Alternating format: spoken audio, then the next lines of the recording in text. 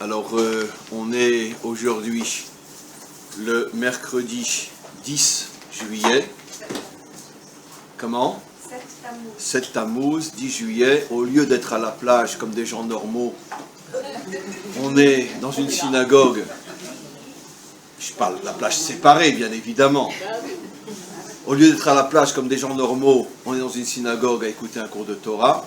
Mais c'est pas grave, il faut encore des fous dans ce monde, parce que nous sommes les seuls qui pourront le sauver, justement. Donc il faut être fou. D'ailleurs, les prophètes dans la Bible, dans le Tanakh, étaient appelés les fous. Quand un prophète venait chez un roi pour les réprimander, alors ses ministres disaient, tiens, le Meshuga arrive, le fou arrive. Donc de là, on apprend qu'être fou, c'est normal. Parce que les normaux ne pourront pas sauver le monde, rien que les fous. Et donc, quoi qu'il en soit, on va consacrer le cours d'aujourd'hui à la Refoua Shelema de Yaakov ben Karla, ainsi que à la mémoire de Valentine Rachel bat Esther, à la mémoire d'Avram ben Esther, un Mazel Tov pour Paulette. Et de Mazel Tov pour Paulette bat Félicie. C'est le couple. À la mémoire d'Avram ben Esther et de Mazal Tov, Paulette bat Félicie, pardon. À la mémoire de Claudine Hamisha bat Henriette Kouka. Moshe Roger ben Emma Simcha. Et bien sûr, le séminaire est à la mémoire d'Eliaou Chaim ben Rina Kouka. Voilà, on va commencer. Le thème, effectivement, n'est pas un thème tellement vacancier, je l'avoue, parce que, avec le soleil qu'il fait à Natania, c'est pas toujours évident de choisir un sujet comme celui qui a été choisi. Le bien provient du mal, mais on va essayer malgré tout de rentrer dans ce sujet. Parce que quoi qu'il en soit, même si l'apparence de ce monde, surtout, je me répète, au mois de juillet à Natania, c'est évident qu'on n'a pas tellement la tête dans l'obscurité et le mal, mais malgré tout, comme on le sait, on vit dans une belle vitrine, et que de temps en temps, quand on nous fait rentrer dans le magasin, on s'aperçoit que le magasin est très très différent de la vitrine que le monde veut nous faire gober. Et c'est pas du tout évident. Alors peut-être qu'effectivement, au mois de juillet, peut-être que c'est bien de se rappeler que la vitrine n'a rien à voir avec le magasin. Et on va commencer par le commencement. Finalement, tout le problème qu'on a dans ce monde, c'est qu'on est censé avoir la Emouna, on est censé avoir une confiance totale dans le fait que En Od Milvado, que c'est Hachem qui dirige ce monde. Parce que comme on le sait, il y a 3 catégories aujourd'hui, en tous les cas, 3 catégories d'êtres humains, on éteint les portables, 3 catégories d'êtres humains sur Terre. Il y a ceux qui pensent qu'il n'y a pas de créateur, et à plus forte raison, personne, à part les hommes, ne dirige, ou la nature ne dirige ce monde. C'est la majorité aujourd'hui. Non, c'est faux, c'est pas la majorité aujourd'hui, c'est la majorité dans le monde occidental, mais c'est pas la majorité dans l'ensemble du monde. Mais en tout cas, c'est une grande partie du monde qui pense que il n'y a que la nature qui dirige ce monde et les hommes. Une autre partie qui, eux, on pourrait dire, sont croyants, acceptent que ce monde a été créé par Dieu, acceptent que Dieu se trouve quelque part, mais en tous les cas, c'est pas lui qui dirige ce monde. Parce que si c'est lui qui dirige ce monde, on se demande s'il était parti en vacances pendant la Shoah. Où était-il ? Donc, comme on n'imagine pas qu'il soit parti en vacances, mieux vaut dire qu'il ne s'occupe pas de ce monde. Et puis il y a une minorité, c'est nous, les cinglés, qui pensons que non seulement Dieu a créé ce monde, mais il le dirige. Et il n'est pas parti en vacances pendant la Shoah. Il était là. Et le problème, c'est alors, s'il était là, comment peut-il permettre, je ne cite que la Shoah, mais comment peut-il permettre tous les drames et toutes les catastrophes qu'il y a dans ce monde? S'il est là, où est-il? Alors le problème c'est que nous sommes absolument, pour l'instant, incapables de comprendre la marchava d'Hachem, de comprendre la pensée d'Hachem, sa manière de diriger le monde. Ça nous dépasse complètement. Complètement. Parce que c'est Hachem. Comme je rapporte souvent cette histoire qu'un jour, un chassid venait devant son rabbi, un chassid qui traversait de grandes épreuves, et il dit à son maître, je ne comprends plus du tout, mais qu'est-ce que Dieu veut de moi? Et le maître lui répond, heureusement que tu ne comprends pas, parce que si tu le comprenais, ça serait plus Dieu. Un Dieu qu'on comprend, c'est pas un Dieu. Donc la définition même d'un Dieu authentique, c'est que, en tous les cas, pour l'instant, on ne peut pas le comprendre. Et en fait, on ne le comprendra jamais. Certaines choses se dévoileront, mais quoi qu'il en soit, il restera toujours beaucoup plus de flou que de clair, parce que c'est Dieu. Mais en tous les cas, pour l'instant, dans ce monde, on ne comprend rien. On ne comprend rien. J'étais, malheureusement, il y a quelques semaines, on m'a demandé de parler à Césarée après le drame qui s'est passé. Je crois que la maman et la grand-mère est là, non? La grand-mère est là-bas. Et donc, des deux petites filles qui sont mortes dans l'accident de voiture. Et je rapportais aussi cette phrase très célèbre d'un très très grand tzaddik après la Shoah, qui rencontre un chassid à lui, qui est aussi un des survivants, une chassidoute qui avait perdu des millions, mamash des millions, c'est la chassidoute Gour, qui a perdu en Pologne des millions d'hommes, de femmes et d'enfants, je crois pratiquement 1,5 million ou 2 millions. Ça a été une des chassidoutes les plus décimées en Pologne. Et bon, il se retrouve dans la pièce du rabbi et il n'arrive pas à se parler. Chacun a laissé derrière lui toute sa famille. Et puis bon, c'est une discussion silencieuse qui est beaucoup plus parlante que toutes les discussions parlées. Et puis le rabbi coupe la discussion au bout de quelques minutes et il dit cette phrase extraordinaire que ceux qui me suivent ont déjà entendu des milliers de fois. À mon sens, c'est la phrase la plus grande qui n'ait jamais été dite sur terre. Je pense que personne n'a dit une phrase aussi incroyable, mais il fallait pour ça être un survivant de la Shoah. Et il dit à son chassid, sache, pour celui qui a la Emouna, il n'y a pas de question. Pour celui qui n'a pas la Emouna, il n'y a pas de réponse. Cette phrase-là, elle contient toute l'histoire humaine. On ne peut pas la dépasser, on ne peut pas l'égaler. Il a tout dit. Mais en tous les cas, la première partie de la phrase, pour celui qui a l'Emouna, il n'y a pas de question. Il faut aussi comprendre dans le sens que ça ne sert à rien de poser des questions, de toute façon, il n'y a pas de réponse. Et la Emouna est là pour nous permettre justement de traverser des situations auxquelles aucune question ne pourra apporter de réponse. Donc mieux vaut s'en tenir à la Emouna. Et on va aujourd'hui, encore une fois, je n'ai pas commencé le cours, on est toujours dans l'introduction. J'ai expliqué donc que notre problème, c'est qu'on ne peut pas comprendre la marchava d'Hachem, la pensée d'Hachem. Pourtant, on a une phrase qui nous dit « Sof ma'aseh be'marchava trila ».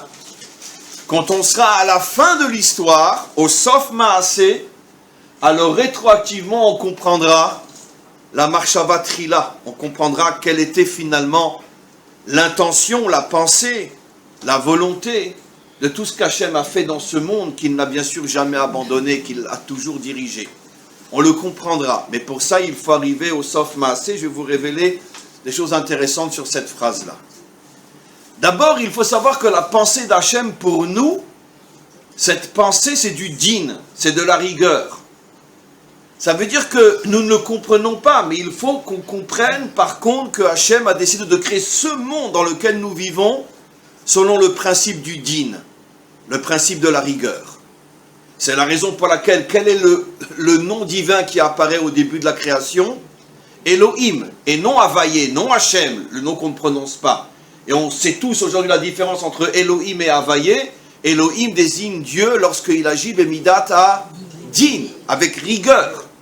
Et c'est un Rashi explicite au début de la Torah qui nous dit Allah bemarshafto, bemarshafto. Livro et haolam bemidat adin. Dans la pensée d'Hachem, il a décidé de créer le monde selon le principe du din, le principe de la rigueur. Ça veut dire que nous ne comprenons pas la rigueur d'Hachem, mais au moins Rashi nous révèle, dans les premiers versets de la Torah, sache que dans ce monde, tu es dans un monde qui est régi par le din, par la rigueur. Que tu le saches. On a cette histoire extraordinaire avec Rabbi Akiva. Combien de fois je l'ai rapportée, vous la connaissez toutes. avec Rabbi Akiva, qui à l'âge de 120 ans meurt torturé d'une manière inexplicable. Et en haut, il y a une manifestation.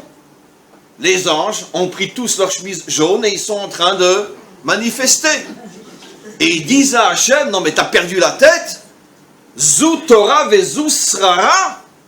Ça c'est la récompense que tu donnes à un homme qui a consacré toute sa vie à la Torah et qui est devenu, comme on reverra tout à l'heure, celui qu'on appelle le Moshe Rabbeinu de la Torah chez Béal Pé.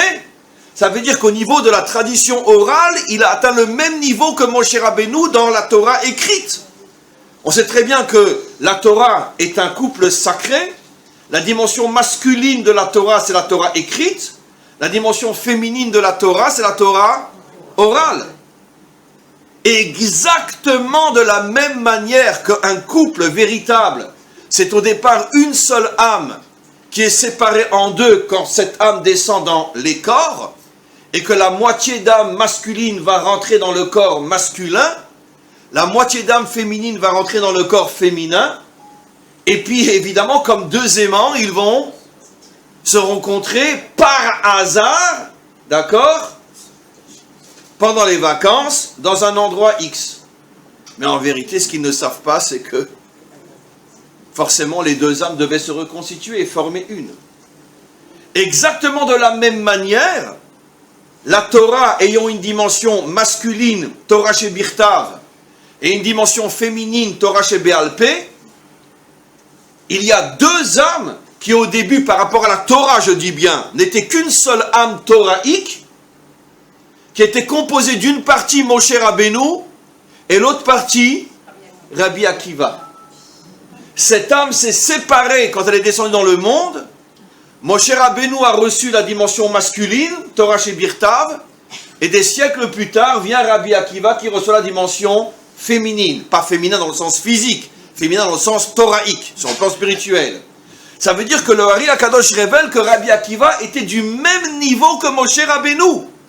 Donc vous comprenez pourquoi les chemises jaunes là-haut ont fait un scandale. Zou Torah vezou srara. C'est comme ça que tu juges l'âme la plus grande de toutes les âmes du monde.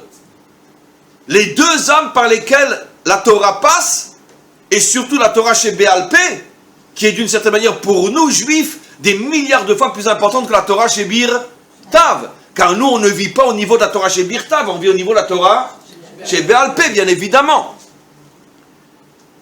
Et qu'est-ce que répond Hachem? Chatkou. Exactement comme Macron aux chemises jaunes. Fermez-la. Ben oui. Exactement comme Macron aux chemises jaunes. Fermez-la. Chatkou. Et qu'est-ce qu'il leur dit? Car Allah bemarshava. Car Allah bemarshava. C'est ainsi que j'en ai décidé dans ma pensée. Et vous, les anges, même les anges, vous ne pouvez pas atteindre ma pensée. Le Hari HaKadosh va beaucoup plus loin. Il explique que Kach Allah bemarshava fait aussi allusion à Rabbi Akiva, qui lui est arrivé à monter dans la pensée d'Hachem.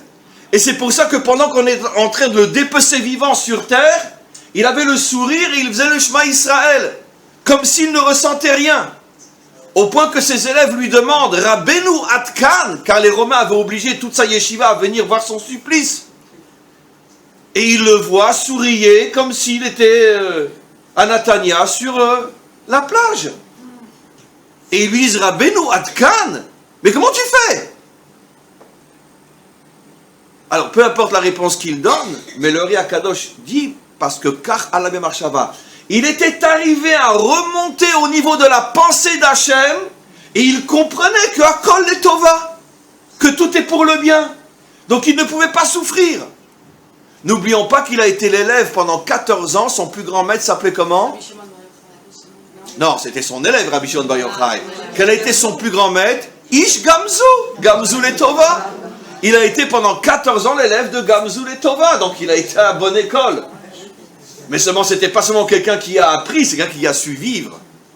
Et il a expérimenté ce qu'il a appris à la fin de sa vie, et il a réussi. Donc en tous les cas, on voit de là que on ne peut pas arriver à la marshava d'Hachem. Même les anges n'ont pas pu. Et Rabbi Akiva, lui, il est arrivé à la fin de sa vie à monter jusqu'à la Marshava d'Hachem. Mais à nos yeux, même les anges ont manifesté. Ça veut dire que même dans le monde d'en haut, c'est scandaleux comment Hachem dirige son monde. N'ayons pas honte et peur de le dire. Oui, tu diriges ton monde d'une manière scandaleuse. Seulement, nous avons la émouna qu'un jour, on comprendra. C'est pas sauter, c'est pas une contradiction. Mais c'est la vérité. Sinon, la Gemara n'aurait jamais eu le courage de nous dire que même les anges ont manifesté. Et ils ont engueulé Hachem. Zou Torah vezu srara. Hachem leur dit, il leur répond pas, il leur dit fermez-la, chatkou. Tishtok, comme on dit en hébreu. Ferme-la. Vous ne pouvez pas comprendre. Mais lui, Rabbi Akiva, il comprend. Maintenant, il y a quelque chose dans cette phrase extraordinaire. Sauf ma'aseh bemarshava trila. Comment un homme, malgré tout, peut arriver, si ce n'est comprendre, mais au moins arriver à ressentir que la marshava trila, elle a un sens profond, même si je ne peux pas l'expliquer d'une manière, on pourrait dire, logique, mais je peux au moins le ressentir. Si vous regardez le mot sauf, ça a la même valeur numérique que le mot koum, lève-toi. Ou plutôt, en vérité, c'est faux. Le mot koum veut dire relève-toi. La koum, c'est se relever. Se tenir debout, c'est la hamod. Mais quand tu es tombé, on te dit takoum. Relève-toi en bel hébreu. On dit takoum pour quelqu'un qui est tombé, et quelqu'un qui est sur ses jambes debout, on dit ou omed. Amida. Si vous prenez la valeur numérique de sof, vous avez le mot koum. Sof maaseh bemarshava trila. Quel est le message qu'on comprend de là?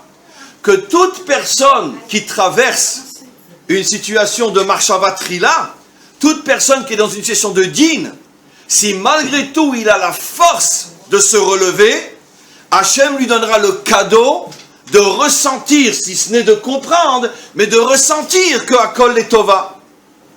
Ça veut dire que dans cette phrase-là, Hachem nous donne aussi une clé. Takoum, ne te laisse pas à terre, ne te laisse pas tomber définitivement, relève-toi. Tomber, c'est évident, comme dans un combat, comme dans un match de boxe ou peu importe. Tu prends un coup, tu tombes. Seulement après, on commence à compter. 1, 2, 3, 4. Si tu te lèves à 5, 6 avant 10, tu peux encore après prendre le dessus et gagner. Takoum. C'est ce que dit le verset. Shiva yipol tzadik vekam. Contrairement à toutes les fables qu'on nous enseigne, que le juste ne tombe jamais. Mais c'est faux. Un vrai juste tombe. Même 7 fois. Alors pourquoi c'est injuste? Parce qu'il se relève. Personne ne peut échapper au fait de tomber et d'être dans des moments pas bien.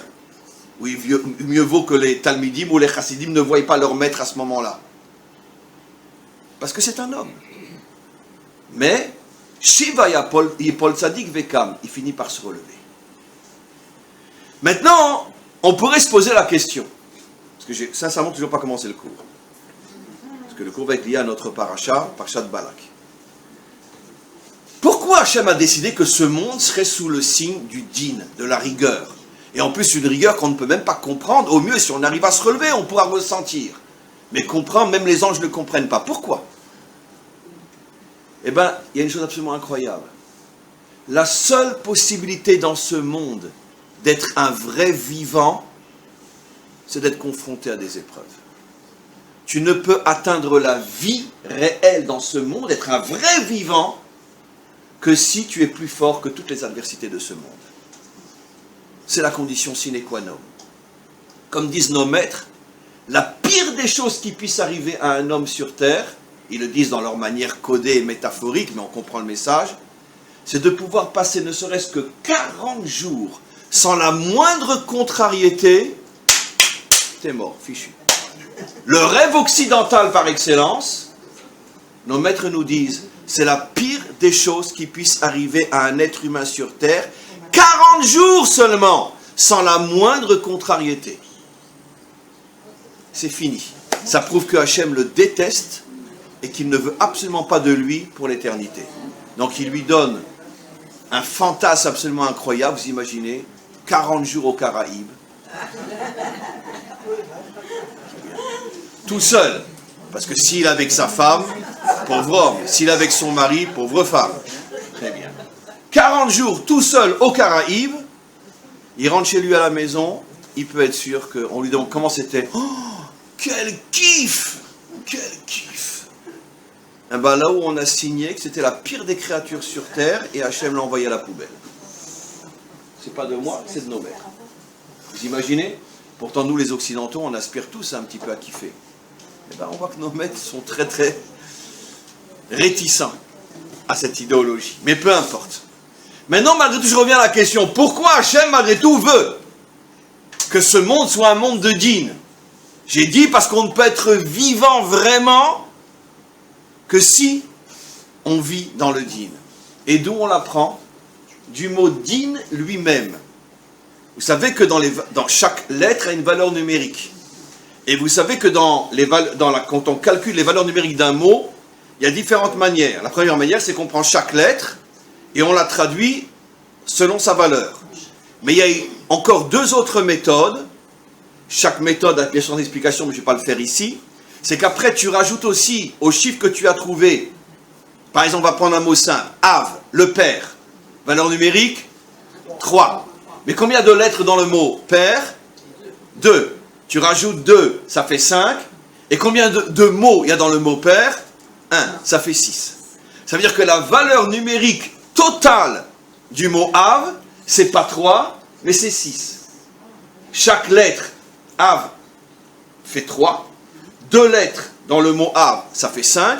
Un mot, c'est-à-dire que tu as compté les lettres, le nombre de lettres et le nombre de mots. Si vous prenez le mot din, on va calculer ensemble. Quelle est la valeur totale du mot din? Din, ça fait combien? Combien? 64. Très bien. Combien de lettres? 3. 67. Combien de mots? 1. 68. 68 est la valeur numérique du mot Chaim. Incroyable.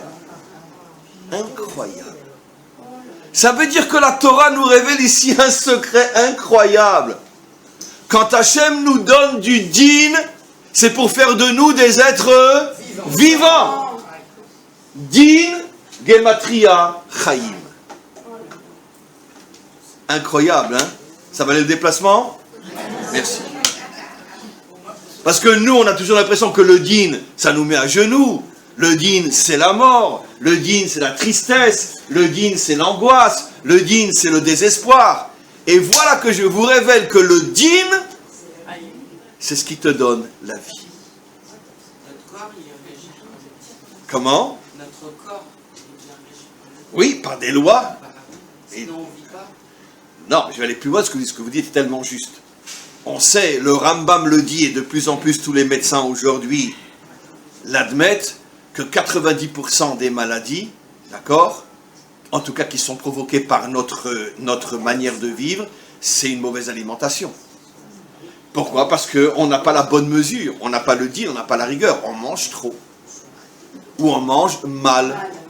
Mange trop ou mange mal. Ça veut dire qu'on n'est pas din avec son alimentation. Je ne mange que ça et que cette chose-là. Un point c'est tout. Ah, c'est pas le meilleur, c'est pas ce qui est le plus bon. J'ai encore faim. Mais donc tu n'es pas din avec l'alimentation et c'est pour ça que tu meurs. Et le Rambam assure que si quelqu'un depuis sa tendre enfance savait manger comme il faut manger, il mourrait un jour. Mais pas de maladie, que de vieillesse. En bonne santé. Comme on le voit des fois, des gens qui en une semaine s'en vont, mais ils n'ont jamais été à l'hôpital. Parce que leur temps est arrivé, mais ils n'ont jamais été malades. Jamais été malades. Et on le voit, ça existe. Donc, on revient sur ce qu'on explique. Din, c'est Chaim.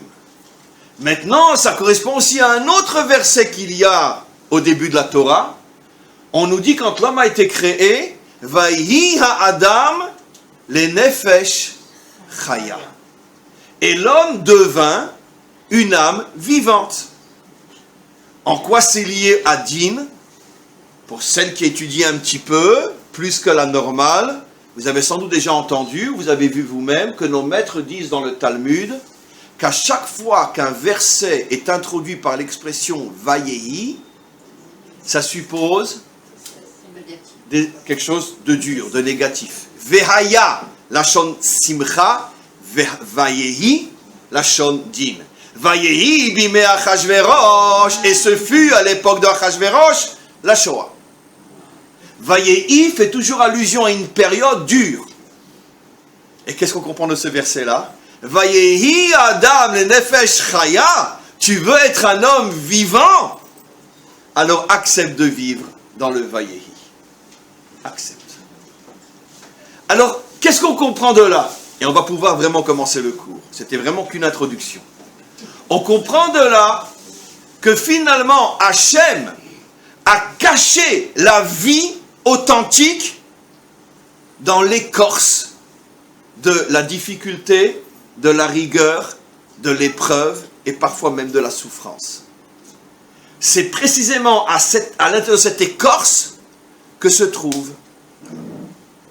Je vais dire quelque chose qui est très très très difficile à dire. Et je vous affirme que moi-même je ne comprends pas 0,01% de ce que je vais dire. Et par contre, j'ai la conviction que j'ai raison. Juste à titre d'exemple. Hachem voulait ramener son peuple sur sa terre. Mais Hachem savait très bien que s'il ramène son peuple sur sa terre et qu'à Jérusalem il y a un défilé gay, c'est 1000 fois plus grave que tout ce qui a fait qu'il y a eu le premier temple détruit et deuxième temple détruit. Je sais que je vais me faire fusiller avec ce que je dis, mais c'est pas grave. On ne peut plus tirer, j'ai plus de place déjà. Comment? Très bien. Non, c'est à Jérusalem. Et à Jérusalem, les photos étaient terribles. Ils se prenaient par l'arrière, etc. C'est terrible, ce qu'il y avait à Jérusalem. Donc, peu importe. À Jérusalem, ils ont été encore plus dégueulasses que partout ailleurs, parce que c'est Jérusalem, il y a une intention. Il y a une intention de salir. Peu importe. Hachem savait très bien que dans notre pays, il y aurait des mafionnaires. Il y en a. Très bien. Il savait très bien que dans notre pays, il y aurait des papas qui violent leurs filles. Oui, il y en a. Il y en a. Il y en a. Il savait très bien que dans notre pays, il y aura aussi de grands trafiquants de drogue et de trafiquants d'argent. D'accord? Il y en a pas mal du côté de Herzliya Pitouar, etc. On les connaît. Il ne faut pas dire qu'ils sont français, mais peu importe. Il savait très bien que dans notre pays, il y aurait beaucoup de... J'ai le droit de dire un gros mot? Beaucoup de salauds. Eh oui, il y a des gens très bien aussi, hein. Moi je suis là aussi, vous êtes là, il y a des gens bien aussi, hein. Mais je veux dire, on est loin d'être la majorité. Alors qu'est-ce qu'il va faire le bon Dieu? Il va nous ramener sur notre terre, on va se retrouver dans une situation où de toute façon, tout ce qui a causé la destruction du premier temple et du deuxième temple, alors pourquoi? Pourquoi nous on mériterait d'arriver, on va arriver jusqu'à la délivrance finale? Je vous pose la question, en quoi on est mieux nous? En quoi on est mieux nous qu'à l'époque de Jéroboam, qu'à l'époque du roi Tzidkiyahu, où il y a eu Chorban Bet Hamikdash? En quoi on est mieux, nous, qu'à l'époque, n'oublions pas que le deuxième temple a été détruit à une époque où à chaque centimètre carré de rue, on se cognait sur un Tana. Rabbi Akiva, Rabbi Eliezer, Rabban Gamliel, les Tanaïm ont vécu la destruction du deuxième temple. Nos maîtres disent dans le Talmud que si on considère les Tanaïm comme des hommes uniquement, alors nous, on n'est même pas des ânes. C'est le Talmud qui dit ça. C'est Rabbi Yochanan, c'est Resh Lakish, c'est Abaye, c'est Rava, qui ont vécu 400 ans après les Tanaïm et qui ont écrit le Talmud. Comment un maître du Talmud ose dire que si eux ne sont que des hommes, nous, on est des ânes? Et alors nous, qu'est-ce qu'on est? On n'est même pas le crottin de l'âne. Et je plaisante pas, je ne dis rien de moi. Parce qu'un des Amoraïm disait, il s'appelait Rav Yosef, Alvaï, mon Dieu, je t'en supplie, Alvaï, que quand le Mashiach viendra, tu me laisseras le mérite de me tenir à l'ombre du crottin de son âne. C'est une phrase dans le Talmud. À l'ombre du crottin de son âne, Rav Yosef, l'un des plus grands maîtres du Talmud. Alors nous, on n'aura même pas le mérite de prendre le crottin et de le jeter. Imaginez. Le deuxième temple est détruit à l'époque des Tanaïm. Au point que nos maîtres dans le Talmud se posent la question, mais qu'est-ce qui a pu amener la destruction du deuxième temple? Il y avait tellement de géants de Torah. Alors on sait, Sinatrinam, etc. La guerre entre les clans. Et on la connaît cette guerre entre les clans, elle a disparu aujourd'hui? Non? Et où la guerre entre les clans est la plus terrible? Chez les non-religieux ou chez les religieux? Alors on connaît tous la vérité, mais il ne faut pas le dire sans enregistrer. Très bien. Alors ça veut dire quoi? On est mieux nous que eux? Alors pourquoi eux ils ont eu 2 temples détruits et pas nous? Je vais dire quelque chose de très très dur. Et ne le comprenez pas tel que je le dis, parce que malheureusement, depuis que je le sais, je n'ai pas encore trouvé les mots pour le dire d'une manière qui ne choque pas. Vous imaginez, écoutez, quelqu'un de très très riche, qui signe un chèque et qui le donne à son fils, et il dit, tu le remplis, tu mets autant de zéros que tu veux. C'est à toi, j'ai eu ma signature. D'accord? Il sait très bien que son fils qui débute dans les affaires va faire beaucoup de bêtises. C'est pour ça qu'il lui donne un chèque ouvert. Tu le remplis, tu en fais ce que tu veux. D'accord? Le fils démarre dans les affaires et première affaire qu'il ouvre, il tombe, deuxième, il tombe. À chaque fois il rajoute un zéro sur le chèque. Et donc il paye toutes ses dettes. Jusqu'au jour où, à force d'avoir fait des bêtises, il réussit. Ah, écoutez-moi bien. Un jour viendra où on se rendra compte que la raison pour laquelle nous sommes revenus sur notre terre, et nous existons sur notre terre, et nous irons sur notre terre jusqu'à Biat HaMashiach, on ne le doit, je veux dire de manière un petit peu exagérée, on ne le doit ni à Ben Gurion, ni au Chazon Ish, je prends un religieux et un pas religieux, ni à Begin, ni à Rav Shach, etc. On le doit aux 6 millions de juifs morts pendant la Shoah, qui nous ont donné un chèque ouvert et qui assurent que nous irons jusqu'à la délivrance finale. C'est à eux qu'on le doit. Ils sont beaucoup plus vivants que nous. Parce qu'à chaque fois que Hachem voit un défilé gay à Jérusalem, et qu'il a envie, et je le comprends, de tout foutre en l'air, d'accord? Il voit un enfant arracher des bras de sa mère et jeter dans le feu. Il dit, calme-toi Hachem, calme-toi, calme-toi, calme-toi. Il y a un chèque ouvert jusqu'à la délivrance finale. Et un jour viendra où on se rendra compte que nous ne sommes revenus que, et uniquement que, par le mérite de 6 millions de juifs assassinés. Un jour on s'en rendra compte. Et donc, c'est donc bien la preuve, parce que je sais que j'ai raison, c'est donc bien la preuve, comme quoi finalement, quelque chose d'horrible est la matrice de la délivrance d'Israël, et à travers Israël du monde tout entier. Quand le Mashiach va venir, je sais que c'est choquant ce que je vais dire, mais je sais qu'ils sont d'accord avec moi. Vous croyez qu'il va dire au Baal Shem Tov, viens à mes côtés? Il va dire à Rashi, à Rambam, viens à mes côtés, je veux que le monde entier sache que c'est grâce à vous que je suis là? Non! Il va prendre les squelettes d'Auschwitz qui sont rentrés dans les chambres à gaz, et il va dire, voilà, c'est par leur mérite à eux que je suis là. Parce que eux ont été la matrice de la délivrance du monde. Parce que eux ont obligé Hachem à signer à Israël un chèque sans limite. Parce que c'est sans limite. Donc c'est comme si, d'une certaine manière, pour s'excuser, Hachem disait, bon ben, allez, faites votre défi les gars à Jérusalem, je m'en fous, de toute façon, je vous amène à la délivrance. Et c'est ça qui nous protège jusqu'à aujourd'hui et jusqu'à la délivrance finale. On l'a payé cher. On l'a payé cher. Et la véritable raison, c'est le début du cours. On ne comprend pas la véritable raison, pourquoi il fallait ça. Moi je parle après coup, je ne suis pas en train d'expliquer le pourquoi, je suis en train d'expliquer le comment. Voilà. Donc, je fais un résumé et je passe à notre paracha. On vient de comprendre, mes amis, que ce monde a été créé selon un principe qu'on ne comprend pas, dont on peut parler mais qu'on ne peut pas expliquer, que finalement, le mal est la matrice du bien. Tu veux être vivant, passe par le dîn. Mais tant que je le dis d'une manière théorique, bon, c'est un cours de Torah. C'est pour ça que j'ai fait exprès de descendre dans le concret. J'ai parlé de la Shoah. Et là, on comprend à quoi je faisais allusion. Très bien. Eh bien, si on regarde notre paracha, mes amis, quelle est, dans l'époque biblique, enfin thoraïque, la Torah de Moshe, l'un des plus grands ennemis d'Israël, à part Amalek, mais Amalek c'est le même que celui dont on va parler. Balak. J'ai fait un cours récemment, lundi, qui est sur le site, qui va un petit peu dans le sens de ce que je vais dire maintenant, mais je ne me répète jamais, donc ça complète. Qu'en vérité, Balak n'avait aucune, absolument aucune, strictement aucune raison de nous attaquer. Pourquoi ?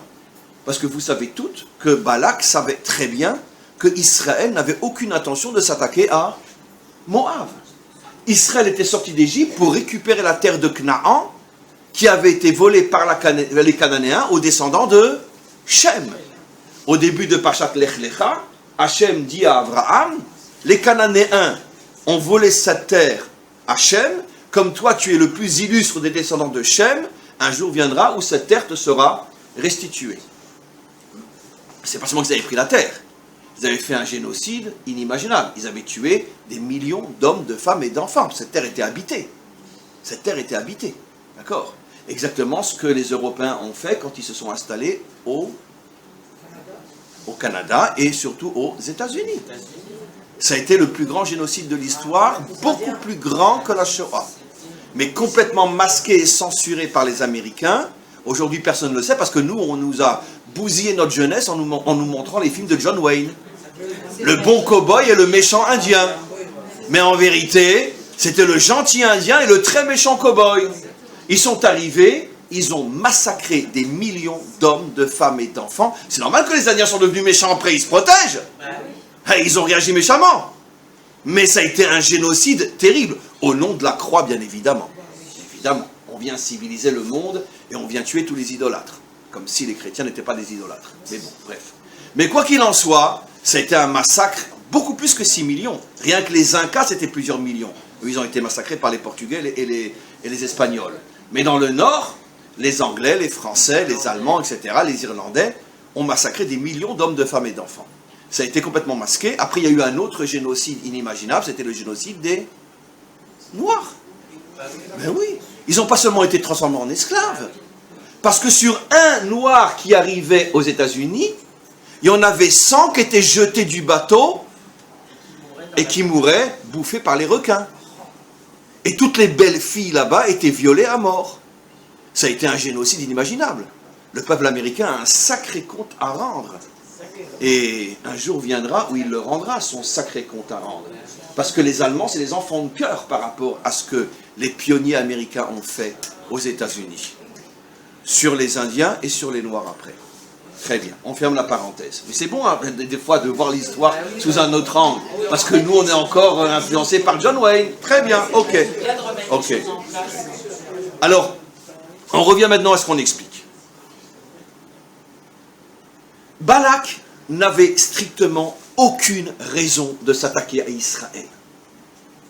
Et il devient le pire ennemi d'Israël, au point qu'il va chercher Bilaam, et nos maîtres expliquent ce que vous avez toutes. Si tu prends les deux noms réunis, Balak et Bilaam, tu mets toutes les lettres ensemble et tu trouves le mot Amalek. C'est-à-dire, ils se sont comportés ensemble comme Amalek. Alors, je vous recommande d'écouter le cours qui est sur le site que j'ai fait lundi, où j'explique ce que je ne vais pas dire aujourd'hui, mais ça complétera les deux cours. Mais j'explique des choses très intéressantes là-bas, celles qui ont le temps d'écouter. En tous les cas, donc, ils s'attaquent à Israël, comme Amalek, sans aucune raison. Sans aucune raison. Puisque Amalek avait une raison de s'attaquer à Israël après la traversée de la mer, mais Amalek n'est pas un Cananéen. En plus, il est de notre famille, puisque c'est l'arrière-petit-fils de Yitzhak. Nos maîtres disent qu'Amalek a grandi sur les genoux de Yitzhak. Et tous les pépés barbus savent que la dernière chose à faire, c'est d'avoir un petit-fils sur ses genoux, parce qu'il t'arrache tous les poils de ta barbe. Et Amalek arrachait tous les poils de la barbe de Yitzhak. Et il lui disait, mais ça ne comprenait pas, il disait, t'inquiète pas, j'arrête ta peau. Mais ça, il ne comprenait pas. D'accord. C'est notre cousin germain. Pourquoi il nous attaque? On ne va pas lui prendre sa terre. Alors on va le comprendre dans quelques instants. Donc, pour l'instant, je ne réponds pas à la question. Balak, c'est Amalek. Balak et Bilam réunis, c'est Amalek. Une haine irrationnelle, incompréhensible. Pour l'instant, on va comprendre dans quelques instants. Qui est sorti de Balak? Allez, Ruth. Ben oui, Ruth. La plus grande juive de tous les temps. Celle duquel va sortir David et Mashiach. Celle qui va sauver Israël et l'humanité tout entière. C'était la fille du roi de Eglon, roi de Moab, qui était un descendant direct de Balak, roi de Moab. Il y avait 5, 6, 7 générations entre Ruth et Balak. C'était une princesse, c'était une reine. Elle a tout abandonné, d'accord? Et c'est elle qui a inspiré la chanson de Sheila, « Où tu iras, j'irai ». C'est elle qui a dit à sa belle-mère, et c'est ça le chidouche, elle suit sa belle-mère, en plus. Parce que elle est reine, elle abandonne tout pour sa belle-mère, elle est complètement cinglée. Mais donc, c'est une sacrée femme. Elle lui dit, c'est vrai, c'est la chanson de Sheila, « Où tu iras, j'irai ». Mais c'est les mots, c'est un verset, « Où tu iras, j'irai ». Après, elle détaille, « Ton Dieu est mon Dieu, ta terre est ma terre, ton peuple est mon peuple. Où tu iras, j'irai. » Et elle va donner naissance, elle va devenir la grand-mère du roi David et la matrice du Mashiach, la matrice du Tikkun HaOlam, celle qui va construire comme matrice le peuple juif comme jamais personne n'aura pu le faire. Et d'ailleurs, dans notre tradition, elle est appelée Em Amalchut, la mère de la royauté d'Israël. Pourtant, David a eu une autre mère. Pourquoi c'est elle qui est appelée Em? Parce que son mérite, même en tant que, pas grand-mère, arrière-grand-mère de David, fait d'elle la mère de la royauté, plus encore que la vraie mère du roi David. Parce qu'elle a un mérite qui va amener jusqu'à la délivrance. Et bien, cette femme-là sort directement de Balak. Comment qu'elle peut sortir de Balak? Comment d'une telle crapule peut sortir de celui qui voulait détruire le peuple juif, va sortir celle qui va le sauver? C'est bizarre, hein? C'est vraiment bizarre. Mais avant d'expliquer, on va aller dans le Talmud. On va voir que le Talmud nous raconte des choses folles. Nabouzradan, vous vous rappelez qui était Nabouzradan? Nabouzradan était le Eichmann de Hitler. Mamash, ça veut dire Hitler a donné l'ordre, celui qui l'a exécuté au niveau de tout en hiérarchie, c'est Eichmann. Eichmann, Himmler, etc. Mais Eichmann encore plus que Himmler. Les camps de concentration, c'est Eichmann. Très bien. Nabouzradan est le général d'armée de Nabuchodonosor qui est chargé de détruire la nation d'Israël. Nabuchodonosor lui-même reste à l'extérieur, il envoie ses soldats. Nabouzradan, il est appelé dans le Talmud le grand boucher. Un boucher. Non, pas un boucher de steak. Un boucher de steak juif. Oui, de steak juif. La Gemara raconte une histoire incroyable. Il rentre de Jérusalem, il massacre déjà des centaines de milliers d'hommes, de femmes et d'enfants. Il rentre dans le temple, et il voit dans le temple, vous connaissez, j'imagine, cette histoire, une flaque de sang rouge qui le perturbe. Qu'est-ce que c'est ce sang-là? Il n'avait pas encore commencé à tuer qui que ce soit. Et il devine que ce n'est pas du sang animal. Qu'est-ce que c'est ce sang-là? Il appelle les Kohanim, il leur dit, c'est quoi ce sang? Les Kohanim, c'est les restes d'une bête qu'on vient de sacrifier. Tout de suite, il fait massacrer tous les Kohanim. Ils se foutent de moi. Non mais attends, je vois très bien, je suis un soldat, je vois très bien que ce n'est pas du sang animal, c'est du sang humain. Il fait venir d'autres Kohanim, c'est quoi ça? Je vous préviens, vous ne me dites pas la vérité, regardez les autres. Il y avait un tas de centaines de Kohanim égorgés. Alors vous allez tomber de la chaise quand vous aurez la fin de l'histoire. Et ils disent, égorgés eux aussi. Il amène d'autres personnes, à chaque fois plus nombreux. C'est quoi ça? Bon, ils comprennent que le tas de morts est déjà énorme, ils vont y passer eux aussi. Ils disent, écoute, on va te dire la vérité, c'est le sang d'un prophète, le prophète Zacharia, qui n'arrêtait pas de faire des remontrances au roi d'Israël. Et le roi d'Israël ne supportait plus ces remontrances, et il l'a fait exécuter le jour de Kippour dans la cour du temple, parce que c'était un Cohen en plus. Et il y a un miracle, depuis des décennies, ce sang reste comme ça. La Bouzradan voit ça, il dit, moi ce sang-là, je vais le faire disparaître. Il dit à ses soldats, allez me chercher tous les hommes et toutes les femmes que vous trouvez dans Jérusalem, des milliers, amenez-les-moi ici.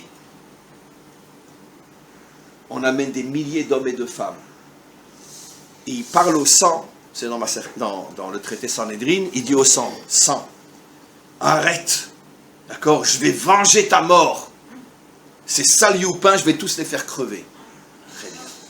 Il les égorge les uns après les autres. Et le sang ne disparaît pas. Il dit à ses soldats, amenez-moi tous les enfants de Jérusalem. Ah ouais. On amène tous les enfants de Jérusalem. Il dit, je vais tous les exécuter. Et t'arrêtes, hein. T'arrêtes. Il exécute tous les enfants de Jérusalem qui n'étaient pas encore morts. Des milliers, et le sang ne s'arrête pas. Alors à ce moment-là, il se lève vers le maître du monde et il dit au maître du monde, dis-moi, tu veux que je les massacre tous, que j'en laisse pas un? Et le maître du monde sent qu'il est sérieux, et tout d'un coup, le sang disparaît. Quand il voit le sang disparaître après tous les massacres qu'il a commis, qu'est-ce qu'il fait? Attachez vos ceintures, là on va vraiment atterrir. Qu'est-ce qu'il fait? Je vois que personne ne le sait. Il voit cette chose-là, après avoir parlé à Hachem, il voit donc que Hachem existe, il fait teshuva. Non. Il cherche 3 raves qui n'ont pas encore été exécutés, et il leur dit, je vous en supplie, convertissez-moi. Qu'est-ce que vont faire d'après vous les 3 rabbanim? Normalement, non. Ils le convertissent et il disparaît dans la nature. Et nos maîtres nous disent, il va devenir l'un des plus grands juifs de cette génération-là, mais en secret. Bon, il va se coiffer différemment, grande barbe, va mettre un streimel, des péotes, etc.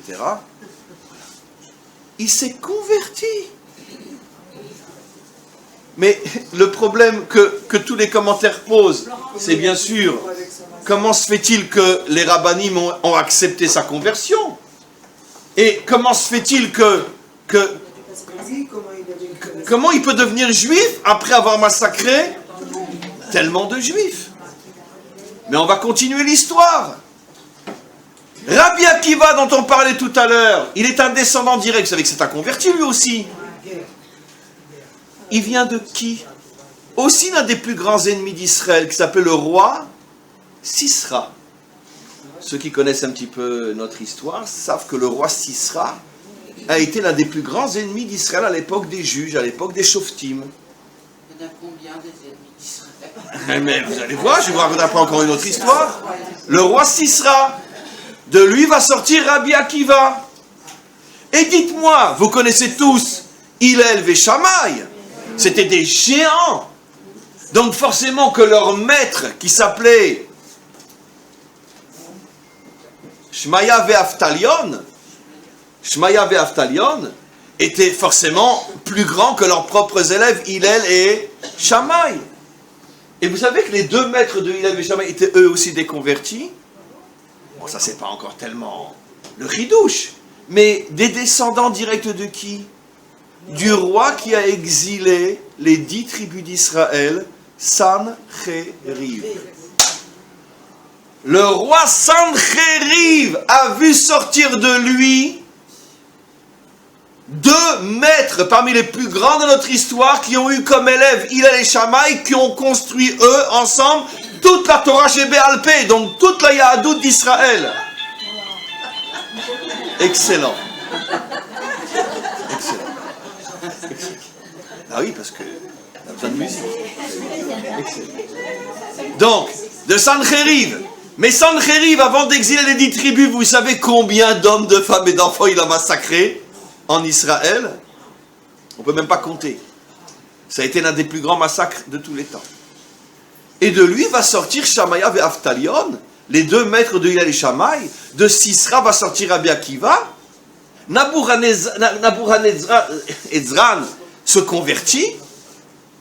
Mais c'est pas fini. Allez, nos maîtres nous disent que deux des plus grands maîtres de Bnei Brak, pas le Bnei Brak aujourd'hui, le Bnei Brak de l'époque de Rabbi Akiva. On lit dans la Haggadah que Rabbi Akiva, le soir du Seder, était assis avec ses élèves à Bnei Brak. Bnei Brak est une ville très très ancienne, ça a toujours été une ville de Torah. Vous savez qui était parmi les deux plus grands maîtres de la ville de Bnei Brak à l'époque de Rabbi Akiva? Deux descendants directs de Haman. Alors là, on est vraiment un peuple de tarés, c'est pas possible. Vous imaginez que les Juifs à l'époque de Rabbi Akiva allaient apprendre la Torah dans la yeshiva de deux descendants directs de Haman, le premier génocideur du peuple juif, un Amalécite. Comment? Comment? Mais ils ont eu le temps de faire des enfants avant. Ils étaient tous mariés, ils avaient des enfants. On n'a tué que les enfants de Haman, pas les petits-enfants de Haman. Bien sûr. Mais dites-moi, mais vous savez qu'en Israël aujourd'hui, on a de très très très bons juifs et de très très bonnes juives qui sont des descendants des plus grands nazis. Mais on le sait, à chaque Yom HaShoah, on nous le rappelle. On a même une femme qui est une descendante d'Himmler et qui est une très très très bonne juive aujourd'hui. Et vous connaissez tous cette histoire que je vais raconter très vite. On a encore un petit peu de temps, il est midi. Encore une histoire extraordinaire, une histoire authentique. D'accord? Il y a à Jérusalem, sans rentrer dans les détails, à Beit Vegan, un super rave qui est blond aux yeux bleus. Et tous ses enfants paillotés, blonds aux yeux bleus. Beau comme un arien. Mais parce qu'il est le fils d'un arien. Eh bien, son père, figurez-vous, était l'un des chefs nazis qui commandaient ce qu'on appelle les commandos de la mort. Ça veut dire qu'avant les chambres à gaz, qui ont commencé en 42, en 39, 40 et 41 et une partie de 42, les Allemands rentraient dans des endroits, faisaient des grands trous et fusillaient tout le monde, etc. Et ils avaient tous une tête de mort sur le ceinturon, avec Gott mit uns. Et ça s'est surtout passé en Lituanie, comme on le sait, toute la yeshiva du Rav Wasserman, entre autres, l'élève du Chafetz Chaim. Ils ont tué des centaines de milliers. Et son père était l'un des plus grands chefs des têtes de mort. Mais lui était un enfant pendant la Shoah. Aujourd'hui, il est très très âgé, puisqu'il était déjà enfant pendant la Shoah. Et après la Shoah, d'accord, les Allemands ont reconstruit une belle vitrine, et ils se sont attaqués eux-mêmes aux anciens nazis. Et tout d'un coup, son père est arrêté par la police allemande. En Allemagne, ça se passe. Et tout d'un coup, les journaux allemands commencent à dévoiler tout ce que son père a fait. Tout ce que son père a fait. Lui, à cette époque-là, parce que c'était encore bien après la Shoah, il était déjà un adolescent, il voit ça. Il est écœuré. Il prend ses clics et ses claques. Il quitte l'Allemagne sans même dire au revoir à son père. Il s'en va au Canada. Il s'en va au Canada et là-bas, il rencontre des Juifs. Dans son fond intérieur, il voulait en rencontrer, mais il ne savait pas comment se présenter. Il rencontre des Juifs et finalement, il décide de se convertir. Il arrive en Israël, il se convertit en Israël et aujourd'hui, il est déjà très âgé, puisqu'il était encore déjà adolescent, jeune pendant la Shoah, et ça va devenir un très grand rave ici en Israël. Tous ses enfants paillotés, ça devient un chassid, papillote, lui je pense qu'il met même un shtreimel le Shabbat, etc. Et on revient un petit peu en arrière, pendant des décennies, ses parents ne savent pas ce qu'il est devenu. Mais des amis à ses parents qui eux ont entendu l'histoire de ce fils, mais qui n'en ont jamais eu le courage d'en parler à son père. Le père a fait je crois 20 ans de prison en Allemagne, et après est sorti de prison. Mais son père ne sait pas ce qu'est devenu son fils. Et tout d'un coup, le père âgé devient malade. Et quelqu'un qui avait suivi toute l'histoire en Allemagne envoie un mot au fils pour dire « Ton père va bientôt mourir. Est-ce que tu voudrais le revoir avant sa mort ?» Lui va demander peut-être à Rav Chaim Kanievski ou Rav Shar, je ne sais pas, c'est une histoire qui remonte à pas mal d'années. Et le Rav lui répond « Tu vas y aller, d'accord, avec la tête de juif que tu as, et tu prends avec toi tous tes enfants. Tous ceux qui sont, voilà, avec crâne rasé, papillotes, blonds, etc. » Et il arrive, et il fait prévenir son père qu'il veut le revoir avant de mourir. Le père s'imagine qu'il va voir un beau Bosch rentrer. D'accord? Même si... Et tout d'un coup, il rentre avec ses fils. D'accord? Et son père dit... dès les 2 premiers mots, le fils comprend que le père comprend que c'est oui son fils. C'est une histoire qu'on raconte souvent à la radio, Yom HaShoah. Le père se met à pleurer, pleurer, pleurer, pleurer, pleurer, jusqu'à ce qu'il en meure. Ça veut dire qu'ils n'ont même pas pu parler ensemble. Le père voit ce que son fils, lui qui a tué tellement de juifs, il voit que son fils aujourd'hui, c'est un rav de Yerushalayim, et que les enfants sont paillotés, alors que lui-même, on a sans doute étranglé des centaines de ses propres mains, des enfants paillotés, en Lituanie et ailleurs. Et on ne sait pas, personne, on peut dire qu'il est peut-être mort, il est peut-être mort en pleurant parce qu'il était écœuré de voir son fils comme ça. Chacun peut interpréter comme il veut. On peut dire qu'il est mort en pleurant parce qu'il a regretté tout ce qu'il a fait. On ne sait pas, parce qu'il n'a pas parlé. Mais en tout cas, il est mort en pleurant devant son fils qui est un rav jusqu'à aujourd'hui à Yerushalayim, une famille chassidique incroyable. Le fils des chefs des têtes de mort.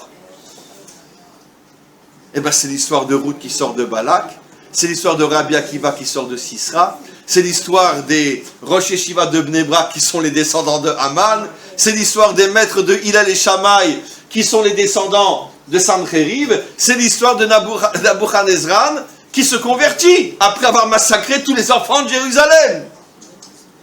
Et pourquoi les maîtres les acceptent? Pourquoi? Et pourquoi, comme par hasard, les plus grandes âmes de notre histoire sortent de ceux qui étaient nos pires ennemis? Comment le mal peut-il engendrer un tel bien?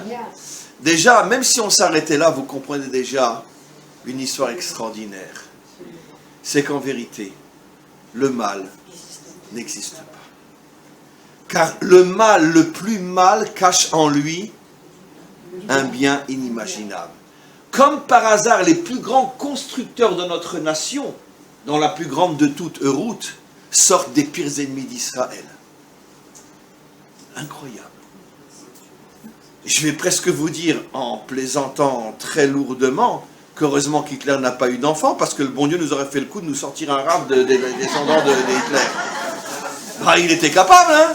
Si d'Himmler est sorti une très bonne juive, si de Balak peut sortir une route, alors excusez-moi, hein, le bon Dieu il aurait pu nous faire ce coup-là aussi. Je crois que pour nous éviter cette catastrophe, il s'est arrangé pour qu'il n'ait pas d'enfant. Vous imaginez qu'on ait aujourd'hui un Rosh Yeshiva, d'accord, qui est un... Moi j'ai eu la chance par contre, quand j'étais à l'Yeshiva à Bnei Brak, il y a, je ne dirai pas combien de temps, mais d'étudier en Chavruta avec l'arrière-petit-fils de Trotsky. Trotsky. Oui, bah, Trotsky était juif, c'était pas non plus un renégat. Mais enfin, on ne pouvait pas imaginer que son arrière-petit-fils pourrait se trouver un jour dans une yeshiva à Bnei Brak. C'était ma Chavruta. C'était incroyable. L'arrière-petit-fils de Trotsky. Trotsky? Ah, il a été revenu à son nom d'origine. Trotsky n'était pas le nom d'origine. C'était pas le nom. Et si je ne me trompe pas, c'était un Bornstein. Vérifiez dans Google. Demandez à Rabbi Google, il sait tout. Je crois que c'était un Bornstein et après il était Trotsky. Et lui était redevenu un Bornstein, si je ne me trompe pas. Voilà. Bornstein, hein, c'était un Bornstein Trotsky. Et moi j'ai étudié avec lui à Bnei Brak il y a quelques années, enfin quelques décennies. Mais maintenant on revient à ce que j'explique. Comment se fait-il que les pires ennemis d'Israël cachent en eux précisément les plus grandes lumières juives. Parce que même la conversion, on est censé tous le savoir, un non-juif, comment ils peuvent être notre pire ennemi? Comment Balak peut vouloir nous détruire alors qu'il porte en elle route qui va nous construire? Comment Sisra peut vouloir nous détruire alors qu'il porte en lui Rabbi Akiva qui va nous construire? Comment Aman porte en lui deux Rosh Yeshiva de Bnei Brak alors qu'il veut nous génocider? Comment le chef des têtes de mort portait en lui quelqu'un qui va devenir un rave à Jérusalem? Comment c'est possible? Comment c'est possible? Alors, c'est effectivement une question très très très difficile. Je vais donner un exemple dans la vie de tous les jours.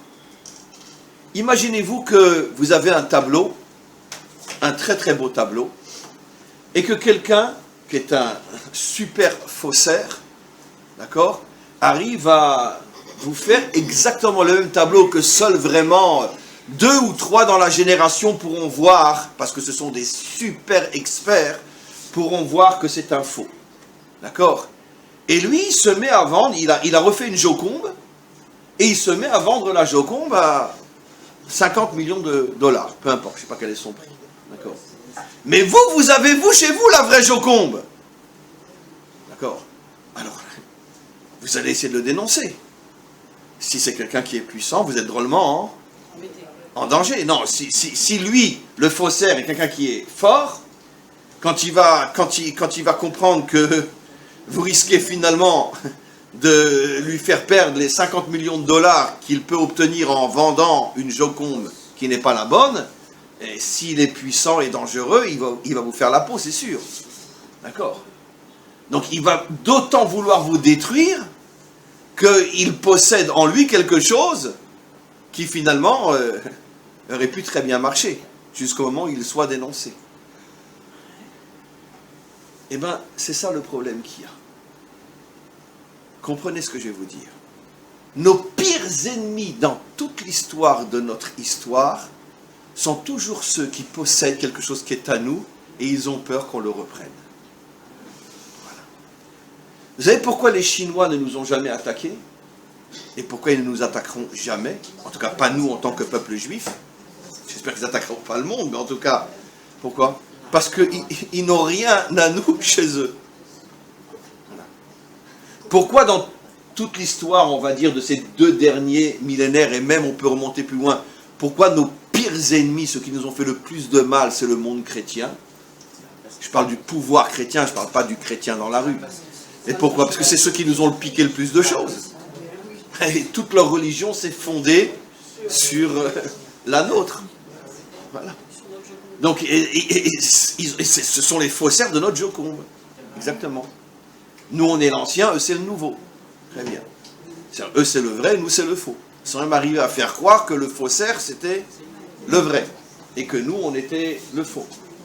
Mais n'oublions pas que pendant 100 ans, tous les premiers chrétiens étaient des juifs. Comme disait un jour Manitou, Rav Ashkenazi, d'accord, que si leur fondateur revenait un jour et qu'il se retrouvait devant une église ou une synagogue, où il rentrerait, c'est sûr. Vous l'imaginez rentrer dans une église où il y a des statues, etc. J'ai même lu un livre qui parle de ça et qui dit que le Vatican excommunierait Jésus parce qu'il est orthodoxe. Sûr et certain. Mais s'il revenait aujourd'hui, qu'il voyait ce qu'on a fait de lui, mais il en vomirait jusqu'à mourir. Quoi? En mon nom, vous vous prosternez devant des statues? Mais moi j'étais un juif qui mettait les tefilines, qui mangeait kasher, qui était circoncis et qui mangeait de la matzah à Pessar. Même si j'étais plus ou moins un juif tordu, j'étais un juif quand même. Et pendant 100 ans, c'était tous des juifs. C'était en vérité l'église de Jérusalem. C'était une secte juive. Après est venu Paul, qui lui a fait sortir le christianisme chez les païens et les barbares, et c'est devenu ce que c'est devenu. Voilà. Oui, Shaoul, Paul. Saoul. Voilà. C'est lui. Mais sans lui, ça serait resté une secte juive qui aurait, je sais pas, elle aurait continué, pas continué, peu importe. Mais en tout cas, c'était sûr et certain des juifs qui mangeaient kasher, ils mangeaient marpoud, ils mangeaient tout, quoi. Voilà. Mais évidemment. Évidemment. Donc, ça s'est construit, le christianisme, sur finalement quelque chose qui est, pendant un siècle, 100% juif tordu, mais juif quand même. Donc, c'est évident qu'ils vont devenir leurs pires ennemis, parce qu'ils ont peur qu'on dénonce la fausserie. Ils ont peur qu'on leur reprenne ce qu'ils nous ont volé. Et pourquoi, comme par hasard, les musulmans sont aussi, d'une autre manière, nos pires ennemis aujourd'hui? Parce qu'ils ont peur qu'on leur reprenne la terre qu'ils nous ont volée. Eux nous ont pas tellement volé la religion, bien que je sais pas où ils ont trouvé que le porc est interdit. Évidemment qu'ils l'ont piqué chez nous. Et quantité de choses. Mais bon, par rapport aux chrétiens, ce qu'ils nous ont pris, c'est infime. Par contre, les chrétiens nous ont volé notre âme, mais eux, ils nous ont volé notre corps. Évidemment.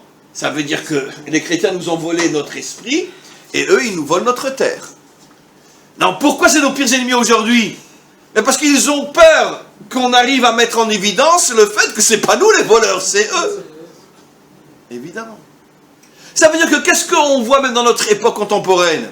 Que nos pires ennemis sont ceux qui ont peur qu'on dénonce le fait que c'est eux qui nous ont volés et qu'on veut récupérer ce qui est à nous.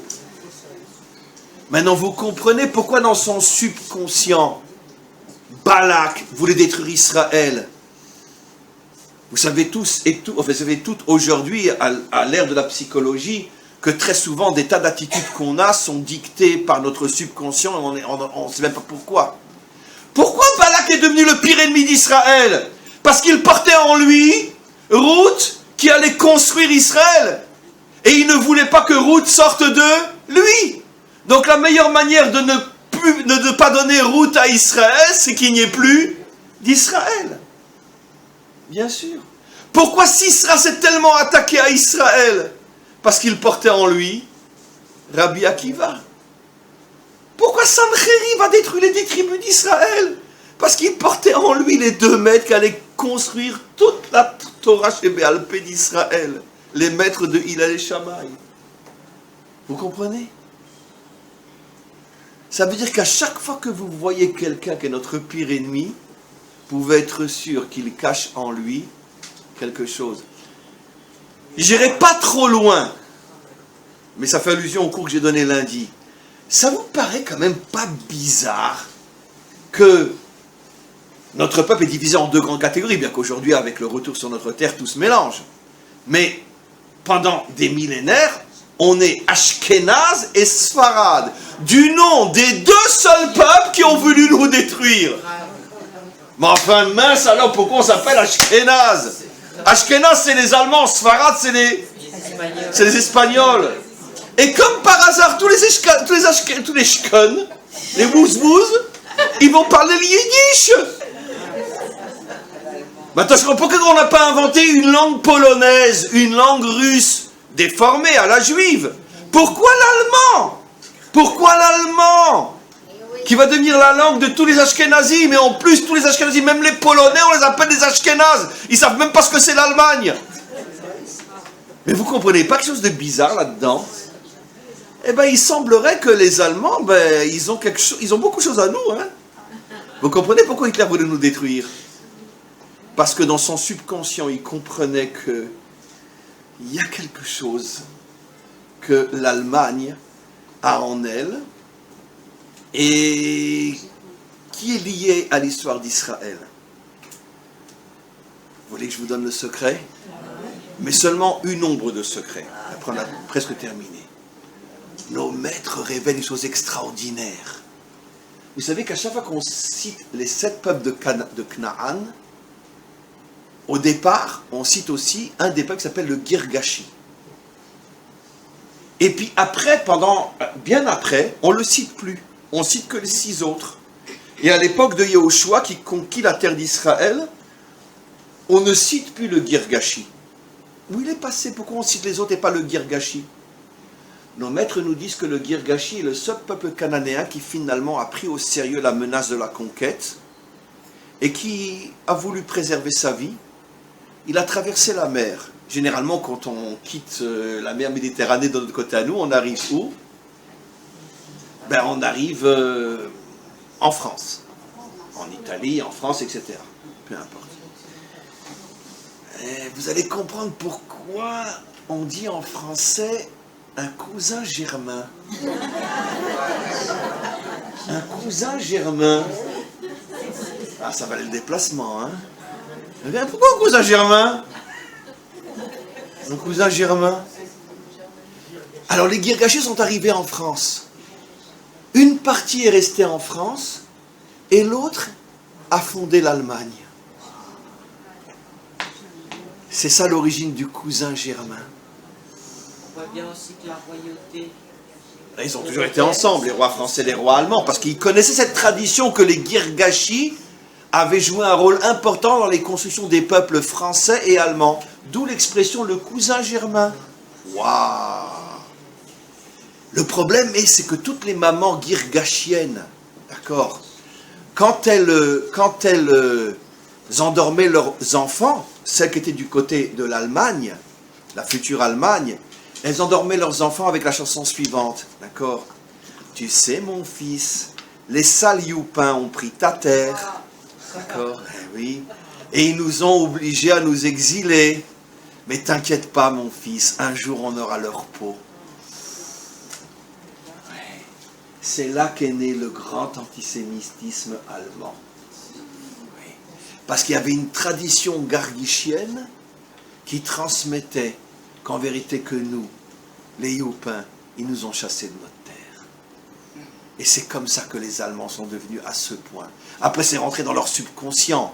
C'est évident que Hitler ne savait pas pourquoi il était Hitler, mais il avait dans son ADN cette histoire qui remontait à des millénaires. Comme quoi chaque maman, elle disait à son fils, un jour, on aura leur peau. Donc vous voyez que eux aussi, ils ne voulaient pas qu'on leur reprenne ce qu'ils pensaient être à eux. Mais en vérité, c'était à eux, la chanson était juste. Mais non, puisque les Cananéens eux-mêmes nous avaient pris cette terre à nous, les Chémites. Seulement cette première partie de l'histoire, ils ne racontaient pas à leurs enfants. Ils racontaient juste que Yahushua est venu nous prendre notre terre. Parce que c'est vrai qu'à l'époque de Yahushua, ça faisait déjà 4 générations que les Cananéens naissaient en Israël. Mais ils ne disaient pas qu'eux-mêmes avaient massacré les Chémites 4 générations auparavant pour prendre cette terre. Donc ils chantaient que la moitié de la chanson. Et bien vous voyez bien d'après cette tradition incroyable que finalement, pourquoi les Allemands sont devenus nos pires ennemis? Parce qu'ils se battaient contre nous sur quelque chose qu'ils nous avaient volé et qu'ils n'acceptaient pas qu'on leur reprenne. Voilà. Vous voyez comment tout se tient? Comment toute l'histoire est une? Comment on peut comprendre des choses absolument incroyables? Donc, le mot de la fin, concret, tachles comme on dit chez nous. Très bien. Et bien, chaque fois que vous voyez une grosse obscurité devant vous, dites-lui, va te faire voir, tu ne me fais pas peur. Pourquoi? Parce que vous prenez votre marteau, tu lui dis, tu n'es qu'une sale écorce. Je vais te bousiller et je vais faire sortir la lumière qui est en toi. C'est ça nos épreuves, c'est ça nos souffrances, c'est ça nos difficultés dans ce monde. Ce n'est qu'une écorce qui cache une lumière inimaginable. Et si on arrive à casser l'écorce, on va se rendre compte qu'en vérité, il y avait dedans une lumière absolument incroyable qui va faire de nous, comme au début du cours, des êtres vivants. Amen. Une très très très bonne journée.